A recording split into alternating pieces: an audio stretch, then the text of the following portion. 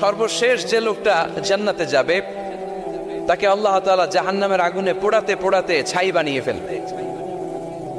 আল্লাহ বলবেন, জিব্রাইল যাও একটু দেখো, একটা মাত্র সেজদা দিয়েছে আমাকে, এরকম কাউরে পাওয়া যায় কিনা। বাটি চালান দিয়ে দেখো পাওয়া যায় কিনা। খুঁজে খুঁজে কাউরে পাবে না। আল্লাহ বললেন আবার দেখো, খুঁজে খুঁজে একজনকে পাবে। সামান্য ইমানের ছিটে ফোঁটা তার অন্তরে ছিল। আল্লাহ বলবেন, যেহেতু ছিটে ফোঁটা আছে, অনেক মায়ের খেয়েছে, ওকে বের করে জাহান্নাম থেকে বের করে একটা নির্ধারিত দূরত্বে রেখে দাও। রেখে দেয়া হবে, কিন্তু জাহান্নামের আগুনের লেলিহান শিখাতে তার গা ঝলসে যাবে। সে আল্লাহর ডেকে বলবে, মাবুদ তোমার কাছে আমি কিছু চাই না, জাহান্নাম থেকে তুমি আমাকে বের করেছো, জীবন নদীর পানি তুমি আমার গায়ের মধ্যে ঢেলে দিয়েছো, আমি আবার সজীবতা ফিরে পেয়েছি। আমি তোমার কাছে জান্নাত চাই না, শুধু নিরাপদ একটা দূরত্বে আমাকে রেখে আসো, যাতে জাহান্নামের আগুন আমারে কষ্ট দিতে না পারে। আল্লাহ, আমি কিন্তু তোমার কাছে জান্নাত চাই না। কি চাই না?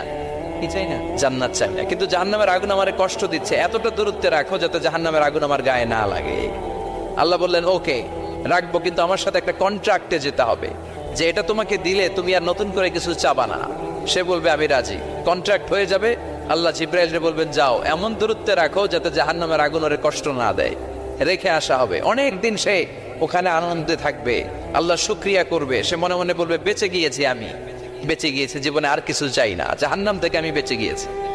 অনেকদিন থাকার পরে মনে মনে ভাববে, পাইসা তো গেছি, কিন্তু নতুন করে একটু ট্রাই করে দেখি, জাহান্নামের সৌন্দর্যের দৃশ্য একটু চোখ দিয়ে অবলোকন করা যায় কিনা। সে আল্লাহরে ডেকে বলবে, আল্লাহ ইনদি সুয়াল, আমার একটা ফরিয়াদ আছে। কি ফরিয়াদ? আল্লাহ আগেই বলে রাখি, আমি কিন্তু জান্নাতে যেতে চাই না। আল্লাহ বলবেন, কি চাও? সে বলবে, আল্লাহ তোমার জান্নাতটা তুমি কত সুন্দর করে বানিয়েছো, আমি একটা নজর শুধু দেখতে চাই।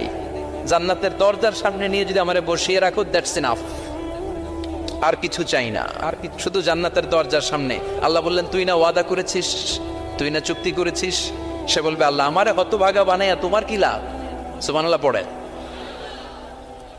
আমারে তুমি হতভাগা বানিও না। আল্লাহ বলে, ঠিক আছে, আবার সিগনেচার কর যে জান্নাতের দরজার সামনে বসিয়ে দিলে আর কিছু চাবি না।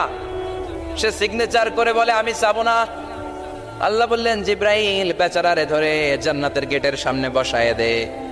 এবার জান্নাতের গেটের সামনে বসে বসে জান্নাতের সৌন্দর্য দেখা শুরু করবে। সুবহানাল্লাহ, এমন সৌন্দর্য যেটা চোখ দিয়ে কেউ দেখে নাই, কান দিয়ে শোনে নাই। ওই সৌন্দর্য চোখে দেখে, কান দিয়ে আওয়াজ শোনে, মাগার ভোগ করতে পারে না। অন্তরে জ্বালা আছে না নাই? এয়ার কন্ডিশনের রোমে ঢুকতে না পারলেও এয়ার কন্ডিশন